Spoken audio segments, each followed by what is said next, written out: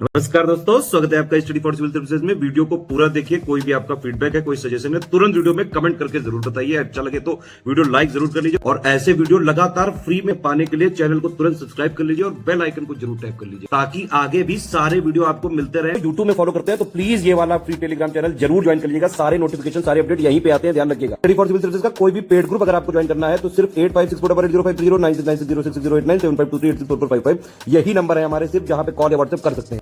Instagram पे हमारा page जरूर फॉलो कर लीजिएगा, स्टडी फॉर सिविल .सर्विसेज है। ट्विटर पे हमको जरूर फॉलो कर लीजिएगा, @study for civils है। नमस्कार दोस्तों, आप सभी का स्वागत है स्टडी फॉर एग्ज़ाम में। दोस्तों, इस वीडियो हम लोग जुलाई 2021 से लेकर जनवरी 2022 तक के टॉप 100 करंट अफेयर को वन लाइनर के माध्यम से देखेंगे, जिससे आप लोगों को कम समय में अधिक से अधिक रिवीजन हो सके और यह आपके आगामी एग्जाम यूपी ट्रिपल लेखपाल, वीडियो री exam, railway NTPC, group D सहित विभिन्न एग्जाम के लिए काफ़ी महत्वपूर्ण साबित होगा। वीडियो शुरू करने से पहले मैं आपको बताना चाहता हूँ, हमारे कई पेड ग्रुप चलते हैं। अगर आप इन पेड ग्रुप को लेना चाहते हैं तो दिए गए नंबर पर कॉल कर जानकारी प्राप्त कर सकते हैं। तो दोस्तों, देखते हैं पहला प्रश्न लोग। हाल ही में देश का पहला क्वांटम कंप्यूटर सिम्युलेटर टूलकिट को किस मंत्रालय ने लॉन्च किया है? तो इसे इलेक्ट्रॉनिक्स और सूचना प्रौद्योगिकी मंत्रालय ने लॉन्च किया है, देश का पहला क्वांटम कंप्यूटर सिम्युलेटर को।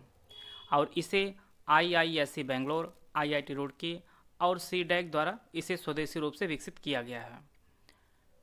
और इसका जो उपयोग होगा वह प्रोग्रामिंग के व्यवहारिक पहलुओं को सीखने और समझने में इसका प्रयोग होगा। और वर्तमान में इलेक्ट्रॉनिक और सूचना प्रौद्योगिकी मंत्रालय के जो मंत्री हैं वह अश्विनी वैष्णव हैं और यही जो है रेलवे मंत्री भी हैं, अश्विनी वैष्णव। आते हैं अगला प्रश्न लोग। हाल ही में किस कंपनी ने अपने स्टे इन प्ले अभियान के लिए मीराबाई चानू को चुना है? तो यह जो कंपनी है यह एडिडास है। एडिडास ने अपने स्टे इन प्ले अभियान के लिए मीराबाई चानू को चुना है। और मीराबाई चानू के संबंध में कुछ चीज़ें हम लोग जान लेते हैं। इन्होंने हाल ही में टोक्यो ओलंपिक में 49 किलो वर्ग भारोत्तोलन कैटेगरी में रजत पदक जीता है और यह मणिपुर की रहने वाली हैं। यह भी आपकी परीक्षा के लिए इम्पोर्टेंट है। और इन्हें सन 2018 में राजीव गांधी खेल रत्न अवार्ड भी दिया गया है। बात करते हैं एडिडास की, तो यह जो है एक जर्मनी की कंपनी है और इसकी जो स्थापना की है वह एडोल्फ डासलर ने की है एडिडास की। तो इनसे संबंधित हम लोग सभी प्रमुख बिंदु कवर कर लिए हैं। आते हैं अगला प्रश्न लोग। हाल ही में ई गोपाला एप्लीकेशन का वेब संस्करण लॉन्च किया गया है। आपको बताना है कि यह किससे संबंधित है। तो यह जो है यह डेयरी से संबंधित है। ई गोपाला एप्लीकेशन डेयरी से संबंधित है और इसे राष्ट्रीय डेयरी विकास बोर्ड ने लॉन्च किया है। और वर्तमान में इस विभाग के जो मंत्री हैं वह पुरुषोत्तम रूपला हैं। आते हैं अगला प्रश्न लोग। वैश्विक समुदाय ने वर्ष डैश डैश तक बाघों की संख्या दोगुनी करने का लक्ष्य निर्धारित किया है। तो यह सन 2022 तक बाघों की संख्या को दोगुनी करने का लक्ष्य निर्धारित किया गया है। और इसे जो लक्ष्य निर्धारित किया गया है वह सन 2010 में सेंट पीटर्सबर्ग में इसका संकल्प लिया गया था और भारत ने इस लक्ष्य को पहले ही पूरा कर लिया है। वर्तमान में भारत में कुल बाघों जो संख्या है वह कुल 2967 बाघ भारत में है और सबसे अधिक बाघ मध्य प्रदेश में स्थित है, और यहाँ पर बाघों जो कुल संख्या है वह कुल 526 है। आप लोग कमेंट बॉक्स में दूसरा स्थान किस राज्य का है वह आप लोग बताएंगे जहाँ पर बाघों की संख्या कुल 524 है। इस राज्य का आप लोग नाम कमेंट बॉक्स में बताएंगे। आए थे अगला प्रश्न लोग। किस अंतरिक्ष एजेंसी के द्वारा विश्व का पहला शारीरिक रूप से अक्षम अंतरिक्ष यात्री को 2022 तक अंतरिक्ष में लॉन्च किए जाने की घोषणा की है? तो यह जो स्पेस एजेंसी है वह यूरोपीय स्पेस एजेंसी है। इसने विश्व का पहला शारीरिक रूप से अक्षम अंतरिक्ष यात्री को 2022 तक अंतरिक्ष में लॉन्च किए जाने की घोषणा कर दी है।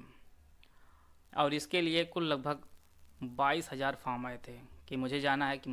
इसके लिए कुल 22,000 फॉर्म आए थे। और इस अंतरिक्ष एजेंसी का जो संदेश है कि अंतरिक्ष सभी के लिए है, इसीलिए शरीर से जो अक्षम लोग हैं उनको भी अंतरिक्ष यात्रा कराई जाएगी।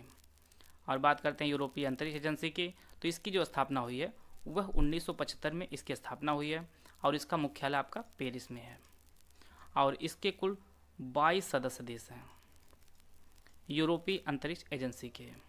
इसकी स्थापना 1975 में, पेरिस इसका मुख्यालय है और कुल 22 सदस्य देश हैं। आइए अगला प्रश्न लो। 1 जुलाई 2021 को डिजिटल इंडिया अभियान की कौन सी वर्षगांठ मनाई गई है? तो इसकी 6वीं वर्षगांठ मनाई गई है डिजिटल इंडिया अभियान की और इसका जो शुभारंभ है वह 1 जुलाई 2015 को प्रधानमंत्री मोदी ने किया था। तो इसकी 6वीं वर्षगांठ 1 जुलाई 2021 को मनाई गई है डिजिटल इंडिया अभियान की। आइए अगला प्रश्न लो। किस राज्य के केंद्रीय विश्वविद्यालय के भारतीय ध्रुवीय जीव विज्ञानियों ने अंटार्कटिका में लार्सेमैन हिल्स में काई की एक देसी प्रजाति की खोज की है जिसका नाम ब्रायम भारती एंसिस रखा गया है? तो यह जो यूनिवर्सिटी है यह पंजाब की केंद्रीय यूनिवर्सिटी है जिसने काई की एक नई प्रजाति की खोज की है और इसका नाम ब्रायम भारती एंसिस रखा गया है। और भारत की वर्तमान में अंटार्कटिका में 2 चालू स्टेशन है, मैत्री और भारती, और सबसे पहला जो स्थापित किया गया था स्टेशन वह दक्षिण गंगोत्री था। तो टोटल कुल 3 स्टेशन अंटार्कटिका में भारत ने स्थापित किए थे, दक्षिण गंगोत्री, मैत्री और भारती, परंतु जो वर्तमान में चालू हैं वह सिर्फ मैत्री और भारती हैं और इसी भारती के नाम पर इसका नाम रखा गया भारती एंसिस। आए अगला प्रश्न लोग। हाल ही में नेपाल ने पूर्वी नेपाल में कितने मेगावाट की लोअर जल विद्युत परियोजना विकसित करने के लिए भारत के साथ 1.3 अरब डॉलर के समझौते पर हस्ताक्षर किए हैं? तो यह कुल 679 मेगावाट की परियोजना है, लोअर अरुण जल विद्युत परियोजना। इसके लिए भारत और नेपाल के मध्य समझौता हुआ है। आए अगला प्रश्न लोग। हाल ही में किस राज्य सरकार ने अपनी नई एपी सूचना प्रौद्योगिकी नीति 2021-24 लॉन्च की है? तो यह आंध्र प्रदेश ने अपनी नई एपी सूचना प्रौद्योगिकी नीति 2021-24 को लॉन्च की है। इससे नौकरियां ज़्यादा निकलेंगी और इससे राजस्व की बढ़ोतरी होगी। और बात करते हैं आंध्र प्रदेश की, तो आंध्र प्रदेश जो राजधानी है वह अमरावती है, अमरावती है। और यहाँ के जो मुख्यमंत्री वर्तमान में है वह वाई.एस. जगन रेड्डी हैं मुख्यमंत्री। आए थे अगला प्रश्न लोग। बहुप्रतीक्षित डॉल्फिन राष्ट्रीय डॉल्फिन अनुसंधान केंद्र NDRC कहाँ पर स्थापित किया जाएगा? तो यह आपके पटना में स्थापित किया जाएगा, राष्ट्रीय डॉल्फिन अनुसंधान केंद्र। और यह गंगा नदी किनारे स्थित पटना विश्वविद्यालय के 4400 वर्ग मीटर क्षेत्र की भूमि पर इसका निर्माण शुरू किया गया है। और गंगा नदी डॉल्फिन भारत की राष्ट्रीय जलीय जंतु भी है। आए थे अगला प्रश्न लोग। 6 जुलाई 2021 को किस मेट्रो रेल कॉरपोरेशन ने देश की पहली फास्टैग/UPI आधारित कैशलेस पार्किंग सुविधा शुरू की है? तो यह जो मेट्रो है यह दिल्ली मेट्रो रेल कॉरपोरेशन है जिसने देश की पहली फास्टैग UPI आधारित कैशलेस पार्किंग सुविधा शुरू की है। और यह जो सुविधा शुरू हुई है वह कश्मीरी गेट से शुरू हुई है, दिल्ली के कश्मीरी गेट से। अगर आपसे पूछे कोई कि दिल्ली मेट्रो रेल कॉरपोरेशन की शुरुआत कब हुई है तो इसका जो उत्तर होगा वह 2002 होगा और इसका जो उद्घाटन है वह अटल बिहारी वाजपेयी जी ने किया था, दिल्ली मेट्रो रेल कॉरपोरेशन की। आए थे अगला प्रश्न लोग। रुद्राक्ष नामक वाराणसी अंतर्राष्ट्रीय सहयोग और कन्वेंशन सेंटर की स्थापना का मुख्य उद्देश्य क्या है? तो इसका जो उद्देश्य है यह पर्यटन का संवर्धन इसका प्रमुख उद्देश्य है। रुद्राक्ष की जो नींव रखी गई थी वह सन 2015 में रखी गई थी। आते हैं अगला प्रश्न लोग। हाल ही में किस अंतरिक्ष एजेंसी ने ICESat-2 ने अंटार्कटिक मेल्ट वाटर झीलों की खोज की है? तो यह नासा ने मेल्ट वाटर झीलों की खोज की है। और बात करते हैं ICESat-2 की, तो इसे सन 2018 में प्रक्षेपित किया गया था और इसका जो फुल फॉर्म होता है वह ice cloud and land elevation satellite इसका फुल फॉर्म होता है। बात करते हैं नासा की, तो नासा की जो स्थापना हुई है वह 1958 में नासा की स्थापना हुई है और इसका जो मुख्यालय है वह वाशिंगटन DC में स्थित है नासा की। यह सब आप लोग नोट करते चलिएगा। आए थे अगला प्रश्न लोग। किस राज्य के मत्स्य विभाग ने मछुआरों की सुरक्षा के संदर्भ में अध्ययन करने एवं रिपोर्ट प्रस्तुत करने हेतु मत्स्य पालन विभाग के पूर्व अतिरिक्त निदेशक P. सहदेवन की अध्यक्षता में 7 सदस्यीय समिति का गठन किया है। तो यह जो समिति गठित की गई है यह केरल के द्वारा गठित की गई है। इससे मछुआरों की सुरक्षा भी होगी और साथ ही में जो है अवैध और अनियंत्रित जो मछली पकड़ी जाती है उसका भी ये अध्ययन करेगी। आए थे अगला प्रश्न लोग।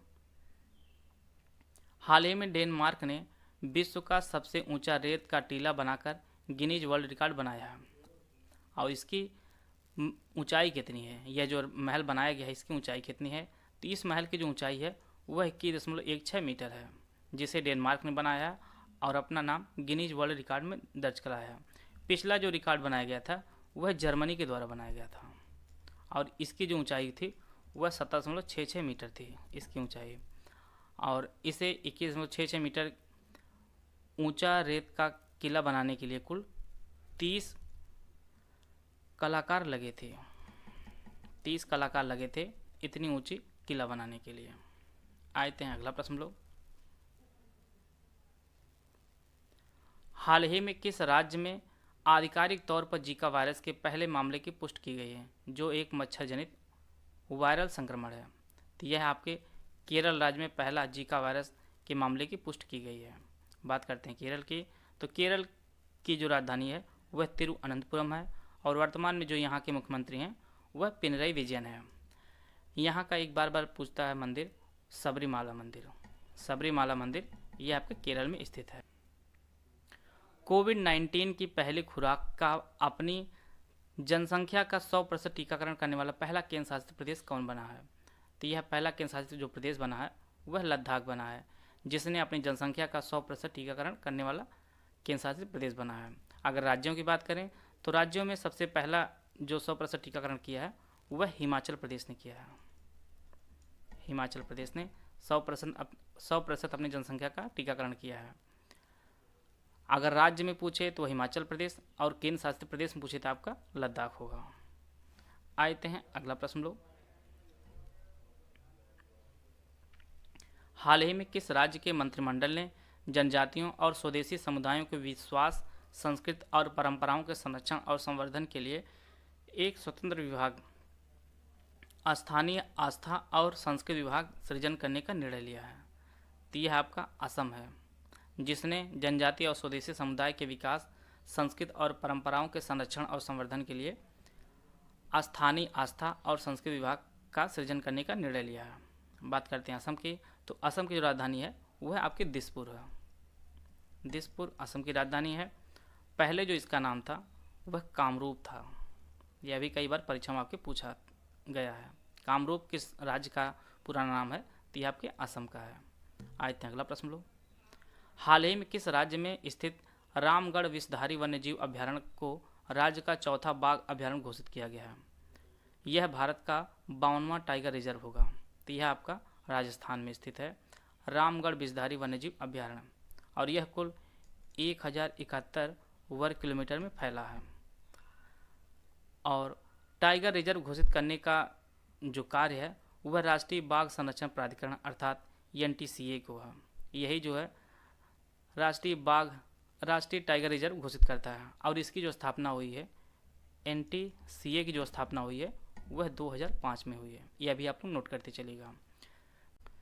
NTPC लिमिटेड गुजरात के कच्छ के रण के खावदा गांव में भारत का सबसे बड़ा सोलर पार्क स्थापित करेगा। इस सोलर पार्क की क्षमता कितनी होगी? तो इसकी जो क्षमता होगी वह 4750 मेगावाट भारत के सबसे बड़े सोलर पार्क की क्षमता होगी और इसे NTPC लिमिटेड बनाएगा। बात करते हैं NTPC की, तो NTPC की जो स्थापना हुई है वह 1975 में हुई है और यह भारत की सबसे बड़ी बिजली उत्पादक कंपनी है और इसे महारत्न कंपनी का भी दर्जा प्राप्त है और वर्तमान में कुल 11 महारत्न कंपनियां हैं भारत में। आए अगला प्रश्न लोग। जुलाई 2021 में केंद्रीय मंत्रिमंडल ने 750 करोड़ रुपए की लागत से एक केंद्रीय विश्वविद्यालय की स्थापना को मंजूरी दी है। यह विश्वविद्यालय किस केंद्र शासित प्रदेश में स्थापित किया जाएगा? तो इसकी जो स्थापना होगी वह लद्दाख में होगी और इसके लिए केंद्रीय मंत्रिमंडल ने कुल 750 करोड़ रुपए का प्रस्ताव रखा है की मंजूरी भी दे दी है। साथ ही बात करते हैं लद्दाख के, तो लद्दाख में 2 ज़िले आपके हैं, एक लेह और दूसरा कारगिल। और लेह जो है वह लद्दाख की राजधानी है। आए थे अगला प्रश्न लोग, हाल ही में किस भारतीय प्रौद्योगिकी संस्थान ने भारत का पहला रैपिड इलेक्ट्रॉनिक और कृत्रिम बुद्धिमत्ता संचालित कोविड-19 परीक्षण विकसित किया है? और इसका जो नाम रखा गया है वह कोवी होम रखा गया है। तो इसे जो है भारतीय प्रौद्योगिकी संस्थान हैदराबाद ने इसे बनाया है, जिसका नाम कोवी होम रखा गया है। आए थे अगला प्रश्न लोग, जुलाई 2021 में किस भारतीय महिला टेनिस खिलाड़ी को आधिकारिक रूप से दुबई का गोल्डन वीज़ा मिला है? तो यह जो गोल्डन वीज़ा है यह सानिया मिर्जा जी को प्राप्त हुआ है। बात करते हैं गोल्डन वीज़ा की, तो इसकी जो शुरुआत हुई है वह 2019 में गोल्डन वीज़ा की शुरुआत हुई है। और यह जो वीज़ा जिसे प्राप्त होता है उसे यूएई में 10 साल रहने की अनुमति प्रदान करता है यह वीज़ा आपका। और इसके साथ ही सरकार जो है अपनी तरफ से सुरक्षा भी प्रदान करती है। और सानिया मिर्जा से पहले शाहरुख खान, संजय दत्त, सोनम शेट्टी आदि को भी यह गोल्डन वीज़ा प्राप्त हो चुका है। बात करते हैं सानिया मिर्जा की, तो इन्हें 2004 में अर्जुन अवार्ड, 2006 में इन्हें पद्मश्री अवार्ड भी प्रदान किया गया था सानिया मिर्जा जी को। आइए देते हैं अगला प्रश्न लोग,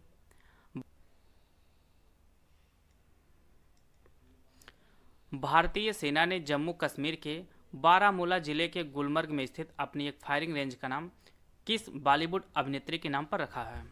तो यह जो नाम है यह विद्या बालन के नाम पर रखा है फायरिंग रेंज का नाम। और यह जो प्रश्न है UPSSC PT में भी यह प्रश्न पूछा गया था। आए थे अगला प्रश्न लोग, चीन स्थित बाहेतन जल विद्युत संयंत्र परियोजना की पहली 2 इकाइयों में विद्युत उत्पादन शुरू हो गया है। यह परियोजना किस नदी पर बनी हुई है?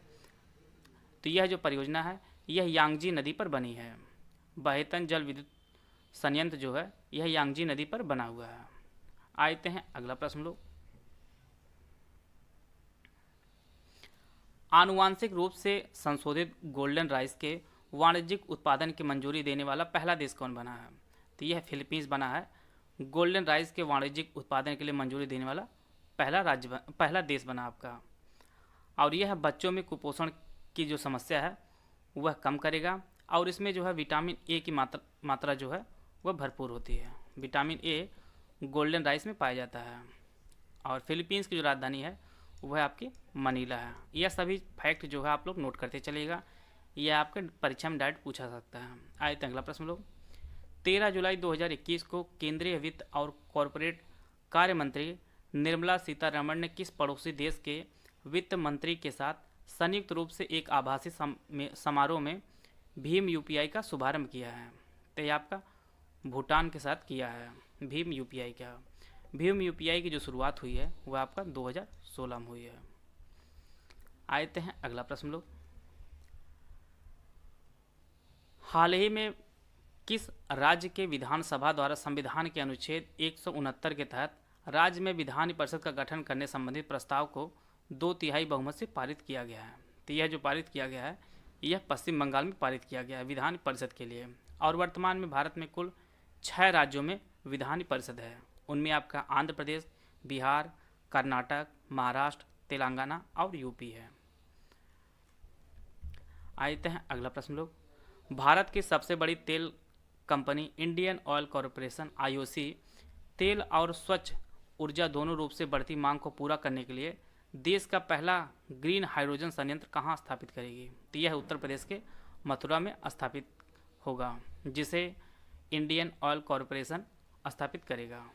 बात करते हैं इंडियन ऑयल कॉरपोरेशन की, तो इसकी जो स्थापना हुई है वह 1959 में इसकी स्थापना हुई है।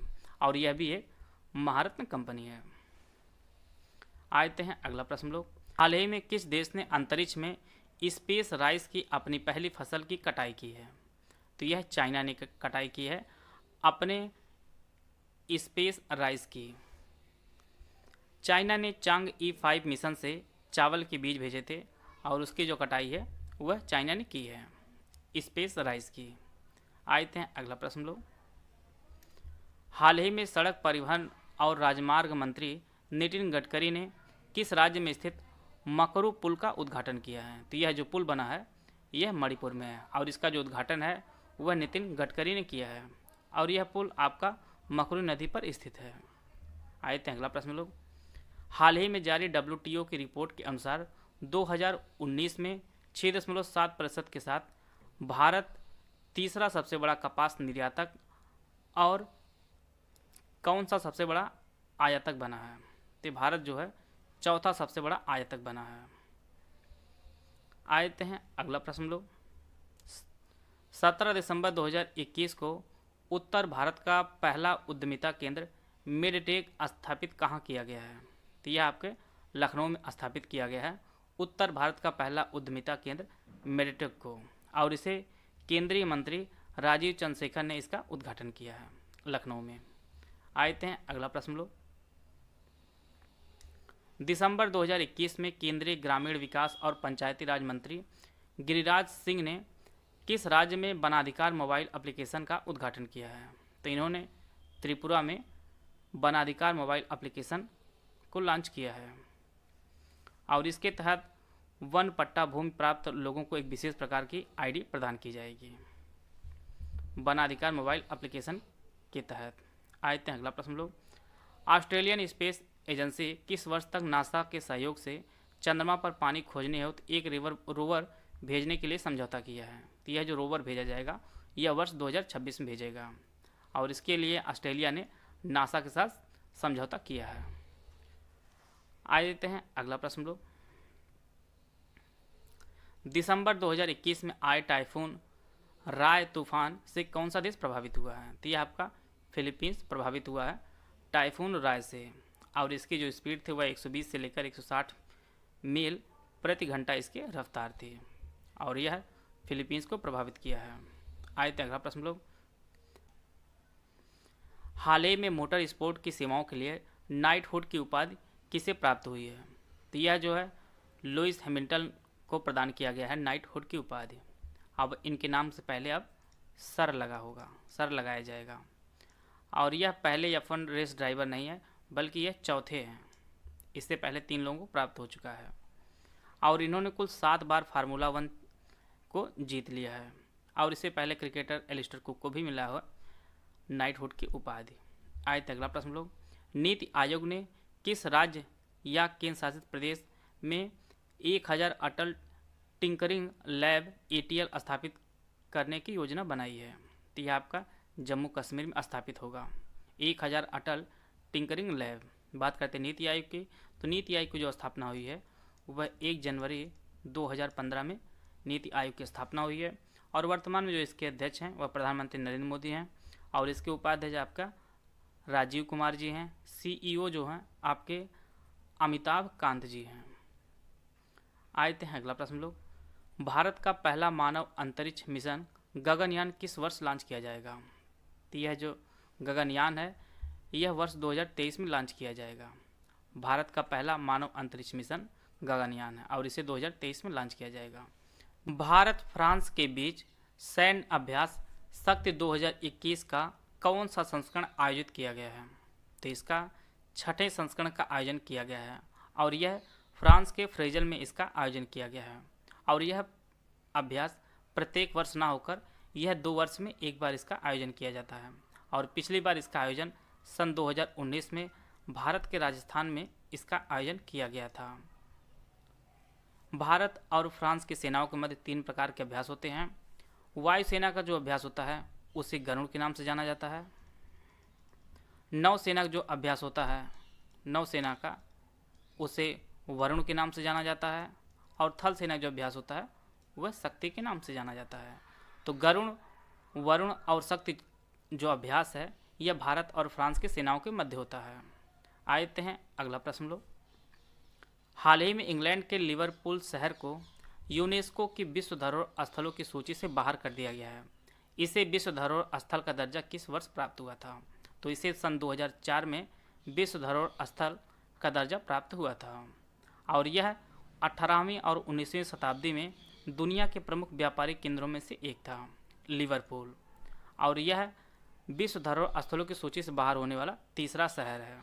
3 शहरों को विश्व धरोहर सूची से बाहर कर दिया गया है, और संयुक्त राष्ट्र संस्था ने विश्व विरासत स्थलों की सूची 1972 से जारी करनी शुरू किया है। अर्थात 1972 से विश्व धरोहर स्थल की सूची जारी की जा रही है। और वर्तमान में भारत में कुल 40 विश्व धरोहर स्थल हैं, जिनमें से आपका 32 सांस्कृतिक हैं, 7 प्राकृतिक हैं और 1 मिश्रित स्थल हैं। और प्रत्येक वर्ष आपका विश्व धरोहर स्थल भी मनाया जाता है और यह आपका 18 अप्रैल को प्रत्येक वर्ष विश्व धरोहर स्थल भी मनाया जाता है। ये सभी पॉइंट्स आप लोग नोट करते चलिएगा। आते हैं अगला प्रश्न लोग। हाल ही में पासेओ डेल प्राडो और रेटिरो पार्क को यूनेस्को के विश्व विरासत की सूची में जोड़ा गया है। यह किस शहर में स्थित है? तो यह आपके मैड्रिड शहर में स्थित है। मैड्रिड जो है यह स्पेन की राजधानी है। मैड्रिड स्पेन की राजधानी है। बात करते हैं यूनेस्को की, तो यूनेस्को की जो स्थापना हुई है वह 16 नवंबर 1945 को यूनेस्को की स्थापना हुई है और इसका जो मुख्यालय है वह आपके पेरिस में है। पेरिस में यूनेस्को का मुख्यालय है। आए थे अगला प्रश्न लोग। 9 नवंबर को किस राज्य ने अपना स्थापना मनाया है? तो यह उत्तराखंड ने जो है अपना स्थापना दिवस 9 नवंबर को मनाया है और यह उत्तर प्रदेश से 9 नवंबर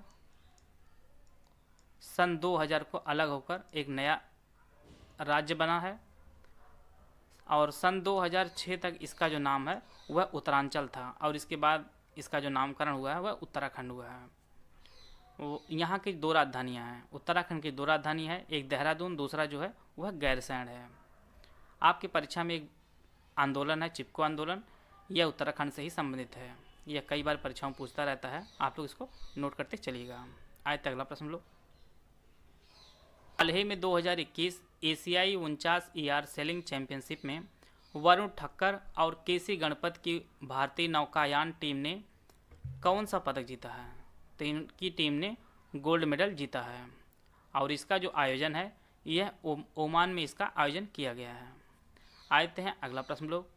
हाल ही में वांग यम्पिंग अंतरिक्ष में चहलकदमी करने वाली किस देश की पहली महिला अंतरिक्ष यात्री बनी है? तो यह जो है चीन की हैं। वांग यम्पिंग जो है चीन की है और यह चीन की पहली महिला अंतरिक्ष यात्री बनी है जो अंतरिक्ष में चहलकदमी की हैं। आते हैं अगला प्रश्न लोग। लगभग 100 साल पहले चोरी हुई अन्नपूर्णा की मूर्ति को किस देश से वापस लाया गया है? तो यह कनाडा से वापस लाया गया है। माँ अन्नपूर्णा की जो मूर्ति है उसे वापस लाया गया है लगभग 100 साल बाद और यह बनारस से 1913 के आसपास जो है यह मूर्ति चोरी हुई थी जिसे कनाडा से वापस लाया गया है। कनाडा की जो राजधानी है वह ओटावा है। आते हैं अगला प्रश्न लोग। हाल ही में किस राज्य के भद्राचलम को IRCTC की रामायण सर्किट ट्रेन में एक गंतव्य के रूप में जोड़ा गया है? तो यह जो भद्राचलम है यह आपका तेलंगाना में स्थित है और तेलंगाना का जो गठन है वह 2 जून 2014 को तेलंगाना का गठन किया गया है और इसकी जो राजधानी है वह हैदराबाद है। हैदराबाद तेलंगाना की राजधानी है और यहाँ के जो वर्तमान मुख्यमंत्री हैं वह चंद्रशेखर राव जी हैं और यह आंध्र प्रदेश से अलग हुआ है तेलंगाना। आते हैं अगला प्रश्न। निमोनिया के प्रति जागरूकता फैलाने के लिए विश्व निमोनिया दिवस किस दिन मनाया जाता है? तो यह प्रत्येक 12 नवंबर को विश्व निमोनिया दिवस मनाया जाता है। पहली बार इसे सन 2009 में इसे पहली बार मनाया गया था।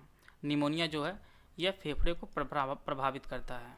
निमोनिया आपके फेफड़े को प्रभावित करता है। हाल ही में रोहित शर्मा T20 क्रिकेट में 3000 रन बनाने वाले क्रिकेटर बने हैं। तो यह तीसरे क्रिकेटर बने हैं जिन्होंने 3000 रन बनाया। पहले जो है आपके विराट कोहली हैं, दूसरे न्यूजीलैंड के मार्टिन गुप्टिल हैं और तीसरे रोहित शर्मा बने हैं। आते हैं अगला प्रश्न लोग। हाल ही में जारी ग्लोबल ड्रग पॉलिसी इंडेक्स 2021 के पहले संस्करण में भारत 23 देशों में किस स्थान पर है? तो भारत की जो रैंकिंग है वह 18वीं है और इस इंडेक्स को हार्म रिडक्शन कंसोर्टियम ने जारी किया है और इस इंडेक्स के अनुसार पहले स्थान पर नॉर्वे है, दूसरे स्थान पर न्यूजीलैंड, तीसरे स्थान पर पुर्तगाल और भारत की जो रैंकिंग है वह 18वीं है। आए थे अगला प्रश्न लोग। हाल ही में किस संस्थान ने अपना पहला वैश्विक hackathon harbinger 2021 innovation for transformation launch किया है? तो यह आरबीआई ने लॉन्च किया है, पहला वैश्विक हैकाथॉन हर्विंगर 2021 को। और इसकी जो थीम रखी गई है वह स्मार्ट डिजिटल पेमेंट इसकी थीम रखी गई है। बात करते हैं आरबीआई की, तो आरबीआई जो स्थापना हुई है वह 1 अप्रैल 1935 में आरबीआई का स्थापना हुई है। और इसका जो राष्ट्रीयकरण है वह 1 जनवरी 1949 को इसका राष्ट्रीयकरण किया गया है। और इसका मुख्यालय जो है वह मुंबई में स्थित है। 2022 राष्ट्रमंडल खेलों का आयोजन कहाँ किया जाएगा? तो इसका जो आयोजन होगा यह इंग्लैंड के बर्मिंघम में इसका आयोजन होगा। और यह 28 जुलाई से लेकर 8 अगस्त 2022 तक इसका आयोजन होगा। और इसका जो आदर्श वाक्य रखा गया है वह सभी के लिए खेल है, इसका आदर्श वाक्य रखा गया है। और पहला जो राष्ट्रमंडल खेल आयोजित किया गया था वह कनाडा के हैमिल्टन में इसका पहली बार आयोजन किया गया था राष्ट्रमंडल खेल का। आते हैं अगला प्रश्न लोग, हाल ही में किस देश ने भारत को सतह से हवा में मार करने वाली मिसाइल प्रणाली S-400 की डिलीवरी शुरू कर दी है? तो यह रूस ने शुरू की है S-400 की डिलीवरी। भारत और रूस के मध्य इसके लिए 2018 में समझौता हुआ था। इसके लिए भारत ने इसे 5 अरब अमेरिकी डॉलर में इसे खरीदा है। और इसकी जो रेंज है वह 400 किलोमीटर इसकी रेंज है S-400 मिसाइल की। आते हैं अगला प्रश्न लो, हाल ही में फूमियो किशिदा किस देश के प्रधानमंत्री चुने गए हैं? तो यह जापान के प्रधानमंत्री चुने गए हैं, फूमियो किशिदा। और इन्होंने योशिहिदे सुगा का स्थान ले लिया है।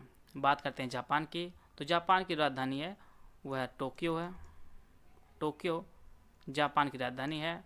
और यहाँ की जो करेंसी है वह येन है।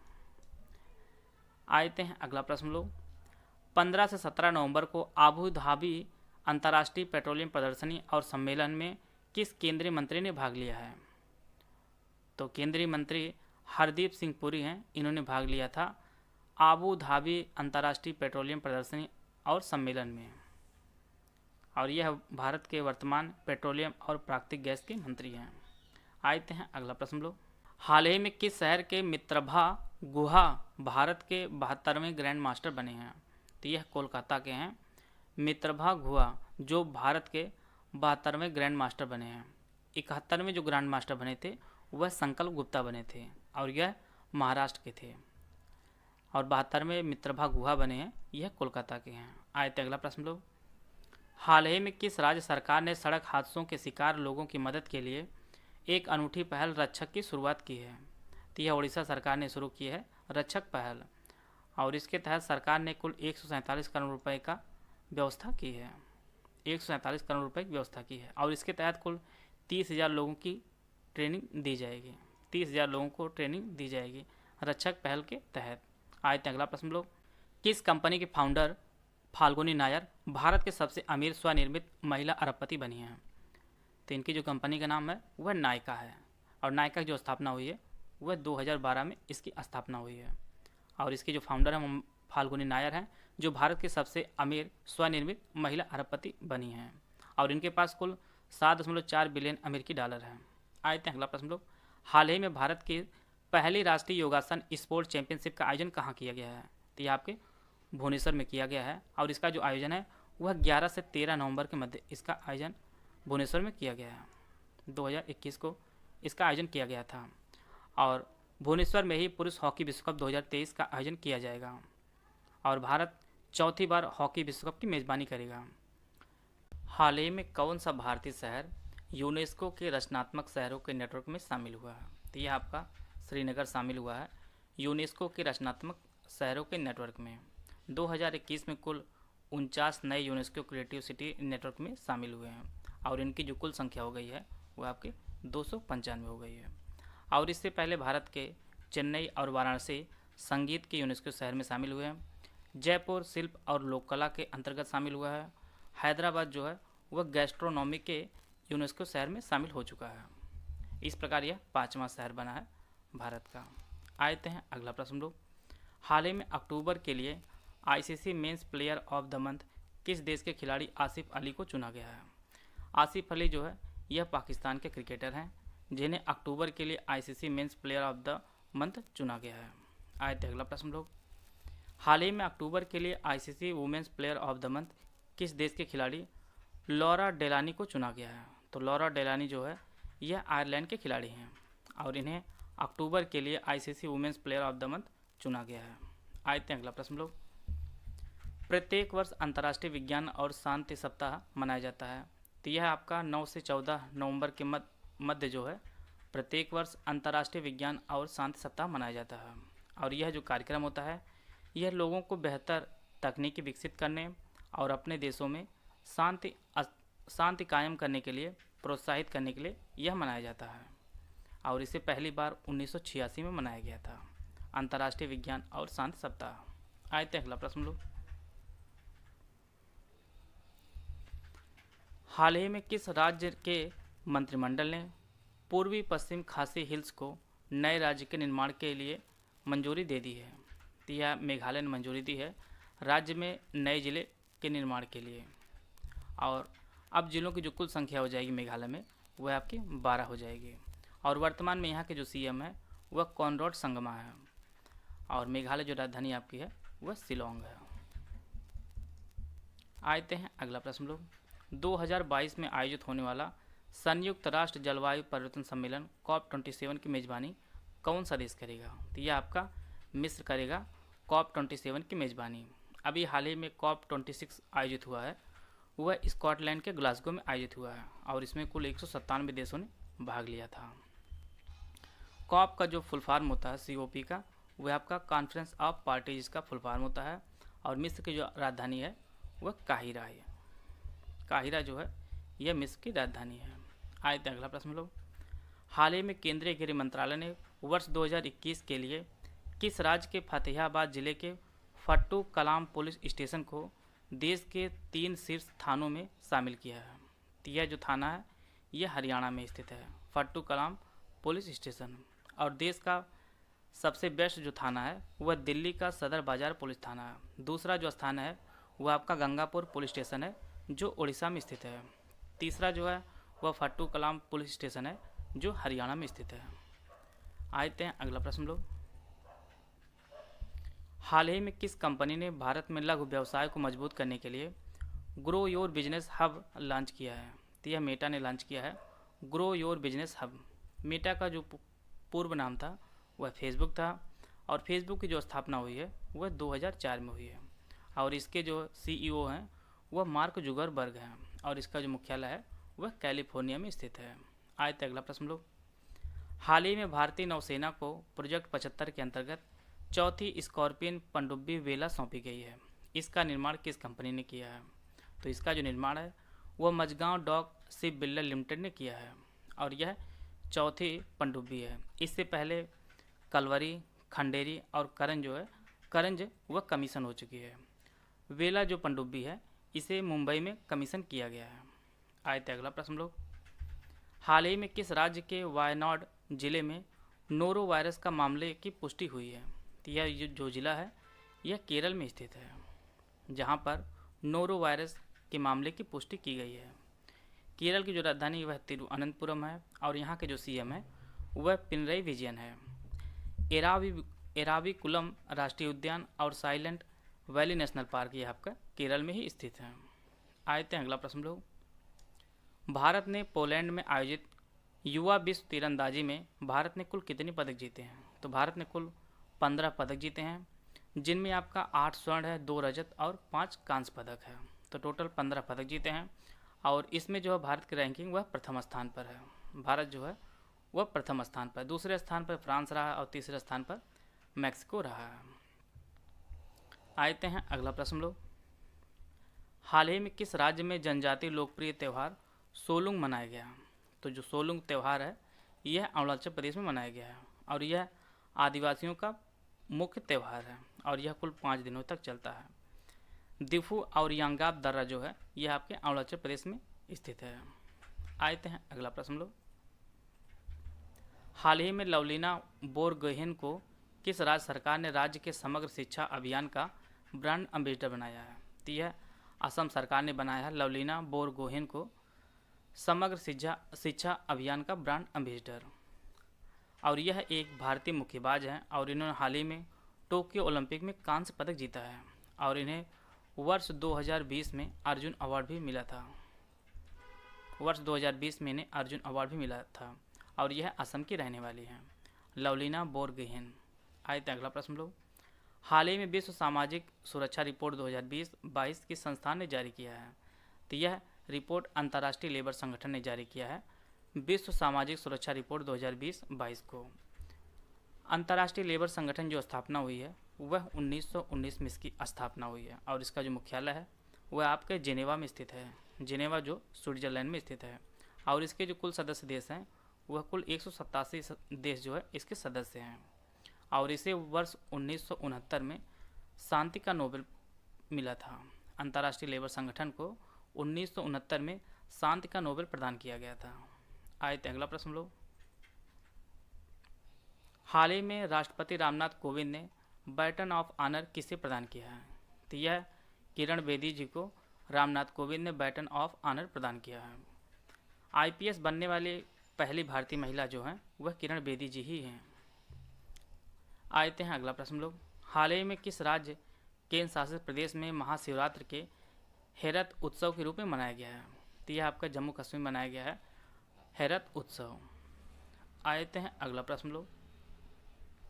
हाल ही में टेस्ट क्रिकेट में दोहरा शतक बनाने वाले अफगानिस्तान के पहले बल्लेबाज बने हैं। तो ये आपके हसमत उल्लाह शाहिदी हैं जो अफगानिस्तान के पहले बल्लेबाज बने हैं जिन्होंने दोहरा शतक लगाया है। आते हैं अगला प्रश्न लोग। हाल ही में किस राज्य सरकार ने भारत का पहला डुगोंग संरक्षण रिजर्व स्थापित करने की घोषणा की है? तो यह तमिलनाडु ने घोषणा की है भारत का पहला डुगोंग संरक्षण रिजर्व स्थापित करने की।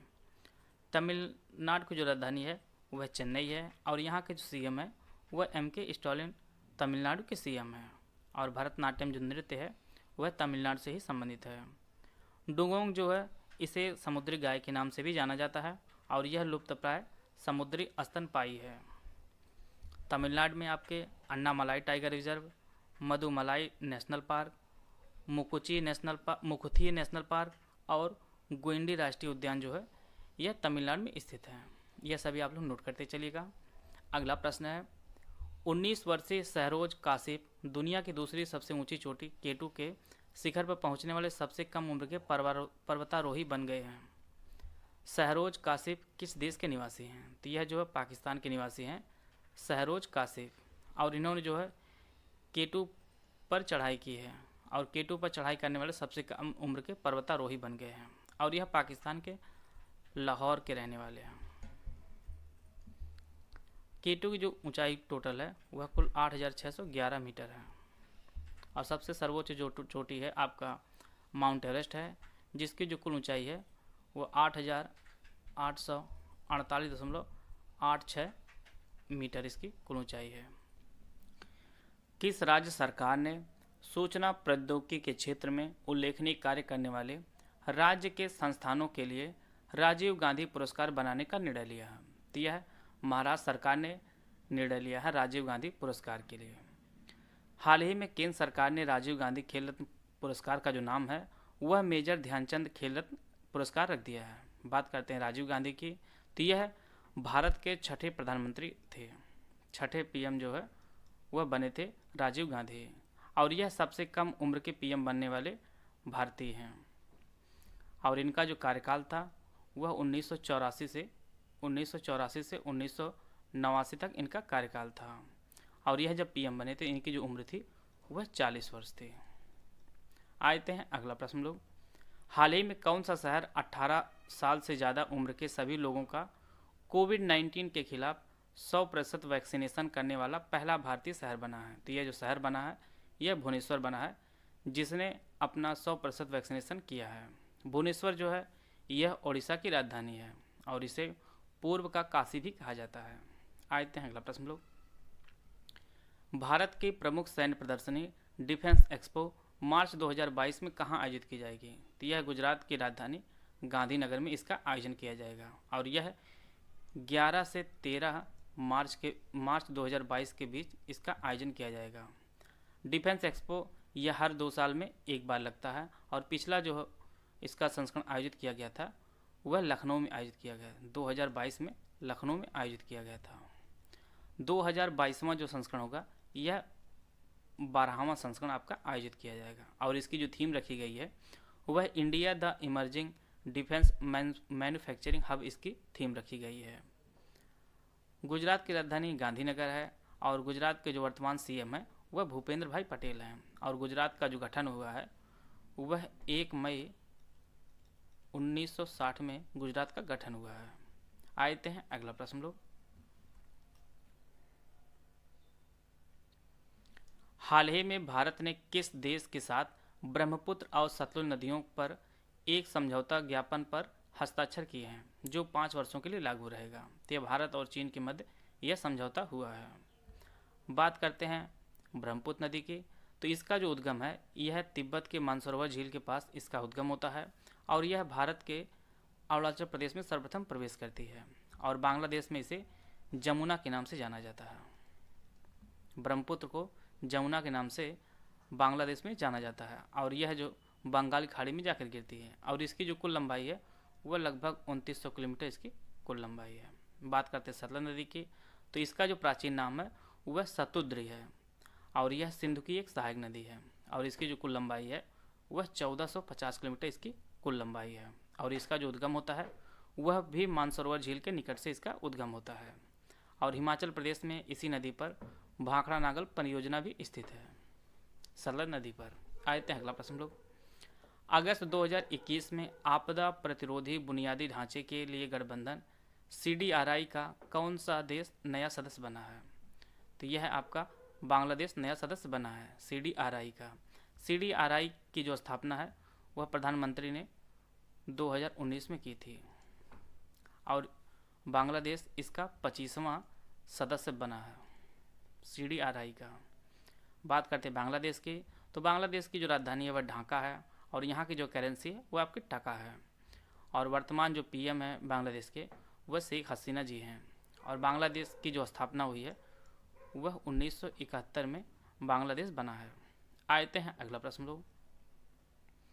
राष्ट्रपति रामनाथ कोविंद ने उत्तर प्रदेश के किस जिले में सेवा कुंज आश्रम का उद्घाटन किया है? तो इन्होंने सोनभद्र जिले में इसका उद्घाटन किया है। बिरसा मुंडा की जयंती के समारोह वनवासी समागम आयोजित किया गया था और इसके जो मुख्य अतिथि थे वह राष्ट्रपति रामनाथ कोविंद जी थे और इसी में इन्होंने सेवा कुंज आश्रम का उद्घाटन किया है। बात करते हैं सोनभद्र की, तो सोनभद्र यूपी का सबसे दक्षिणी जिला है और यह उत्तर प्रदेश का दूसरा सबसे बड़ा जिला है। सबसे बड़ा जो जिला है वह आपका लखीमपुर खीरी है और दूसरा जो स्थान आता है वह सोनभद्र का आता है। सोनभद्र जो है कुल 4 राज्यों की सीमाएं स्पर्श करती हैं सोनभद्र से और वो राज्य आप लोग जान लीजिए वह आपका MP है, मध्य प्रदेश है, छत्तीसगढ़ है, झारखंड है और बिहार है। 4 राज्यों की सीमाएं जो हैं वह सोनभद्र को स्पर्श करते हैं। आते हैं अगला प्रश्न लोग। टोक्यो ओलंपिक 2020 जो 2021 में आयोजित किया गया है में भारतीय पुरुष हॉकी टीम ने किस देश को 5-4 से हराकर कांस्य पदक जीता है? तो यह भारतीय टीम ने जर्मनी को हराकर कांस्य पदक को जीता है और पुरुष हॉकी टीम 41 साल बाद हॉकी में पदक जीती है। पिछली बार पदक 1980 में स्वर्ण पदक जीती थी भारतीय पुरुष हॉकी टीम ने। और टोक्यो ओलंपिक में जो कप्तान रहे हैं भारतीय पुरुष हॉकी टीम के वह मनप्रीत सिंह रहे हैं। मनप्रीत सिंह कप्तान थे पुरुष हॉकी टीम के। इनका नाम आप लोग नोट कर लीजिएगा क्योंकि बराबर परीक्षाओं में यह प्रश्न पूछा जा रहा है। आए अगला प्रश्न लोग। टोक्यो ओलंपिक 2020 में नीरज चोपड़ा ने पुरुषों की भाला फेंक प्रतिस्पर्धा में स्वर्ण पदक जीतने वाले भारत के पहले एथलीट और अभिनव बिंद्रा के बाद भारत के दूसरे व्यक्तिगत ओलंपिक स्वर्ण पदक विजेता बन गए हैं। अभिनव बिंद्रा ने किस ओलंपिक में स्वर्ण पदक जीता था? तो इन्होंने बीजिंग ओलंपिक जो 2008 में आयोजित किया गया था उसमें स्वर्ण पदक जीता था और यह एक शूटर हैं। और नीरज चोपड़ा ने कुल 87.58 मीटर जेवलिन फेंक कर यह स्वर्ण पदक को जीता था।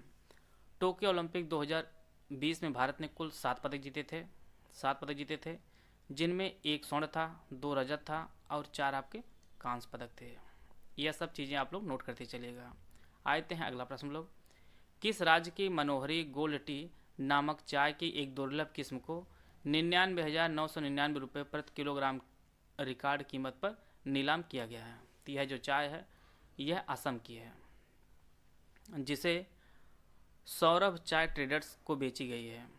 और इससे पहले जो रिकॉर्ड रहा है वह गोल्ड बटरफ्लाई टी का था। और यह जो टी बिकी थी, यह जो चाय बिकी थी, वह 75,000 रुपये प्रति किलोग्राम इसके दाम था। और उसको वह रिकॉर्ड जो है वह टूट गया है। अब यह रिकॉर्ड बन गया है मनोहरी गोल्ड टी का, जिन्होंने 99,999 रुपये प्रति किलोग्राम इसे बेचा है। बात करते हैं असम की, तो असम की जो राजधानी है वह दिसपुर है। और यहाँ के जो वर्तमान सीएम है वह हिमंत बिस्वा शर्मा यहाँ के सीएम है। यहाँ का कामाख्या मंदिर काफ़ी प्रसिद्ध है। यहाँ पर Kaziranga national park, Nameri national park, Orang national park और मानस नेशनल पार्क जो है स्थित हैं असम में। आते हैं अगला प्रश्न लोग। रक्षा मंत्री राजनाथ सिंह ने हाल ही में राष्ट्रीय एकता गीत लॉन्च किया है, जिसे राष्ट्रीय कैडेट कोर के कैडेटों ने तैयार किया है। यह राष्ट्रीय गीत कितनी भाषाओं में रचा गया है? यह जो गीत है यह कुल 22 भाषाओं में रचा गया है। एनसीसी की जो स्थापना हुई है वह 1948 में इसकी स्थापना हुई है। और इसके लिए पंडित हेमवती कुंजरू की अध्यक्षता वाली समिति ने इसकी सिफारिश की बनने के लिए एनसीसी की। आते हैं अगला प्रश्न लोग। 13 जनवरी 2022 को किस केंद्रीय मंत्री ने भारत वन स्थित रिपोर्ट 2021 को जारी किया है? तो यह भूपेंद्र यादव ने जारी किया है भारत वन स्थित रिपोर्ट 2021 को। और यह जो रिपोर्ट है यह प्रत्येक 2 वर्ष में एक बार जारी की जाती है। और इसे पिछली बार 2019 में जारी की गई थी। इसके ऊपर एक अलग से वीडियो बनाई गई है, आप लोग उसे देख सकते हैं कि किस राज्य में कितना विस्तार हुआ है, ओवरऑल कितना विस्तार हुआ, सब कुछ उसमें बताया गया है। आप लोग उसे देख सकते हैं। और उसका जो वीडियो का जो लिंक है मैं इसी वीडियो डिस्क्रिप्शन बॉक्स में डाल दूंगा, आप लोग वहाँ से जाकर आप लोग देख सकते हैं। आते हैं अगला प्रश्न लोग। जनवरी 2022 को विश्व आर्थिक मंच ने वैश्विक जोखिम रिपोर्ट का कौन सा संस्करण जारी किया है? तो यह 17वां संस्करण जारी किया है विश्व आर्थिक मंच ने वैश्विक जोखिम रिपोर्ट का। विश्व आर्थिक मंच जो है यह एक अंतर्राष्ट्रीय संगठन है और इसकी जो स्थापना हुई है वह 1971 में इसकी स्थापना हुई है। और इसका जो मुख्यालय है वह जेनेवा स्विट्जरलैंड में स्थित है। आते हैं अगला प्रश्न लोग। हाल ही में रॉकेट वैज्ञानिक एस सोमनाथ को किस संस्थान के अगले अध्यक्ष के रूप में नियुक्त किया गया है? तो यह इसरो के नए अध्यक्ष बने हैं एस सोमनाथ जी। और यह इसरो के 10वें अध्यक्ष बने हैं। इससे पहले जो अध्यक्ष थे वह के सिवान जी थे। बात करते हैं इसरो की, तो इसरो की जो स्थापना हुई है वह 15 अगस्त 1969 को इसरो की स्थापना हुई है। और इसका जो मुख्यालय है वह बेंगलुरु में स्थित है। आते हैं अगला प्रश्न लोग। 12 जनवरी 2022 को भारत और किस देश के वरिष्ठ अधिकारियों के बीच होमलैंड सुरक्षा वार्ता आयोजित की गई थी?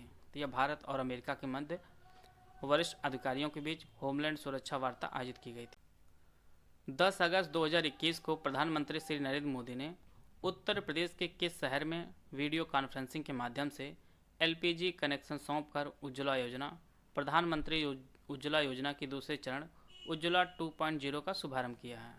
तो यह महोबा में इसका शुभारंभ किया गया है। और इससे पहले प्रधानमंत्री उज्ज्वला योजना शुरू की गई थी वह प्रधानमंत्री नरेंद्र मोदी के द्वारा ही शुरू की गई थी। और इसे 1 मई 2016 में इसकी शुरुआत की गई थी। और यह आपके बलिया शुरुआत हुई थी।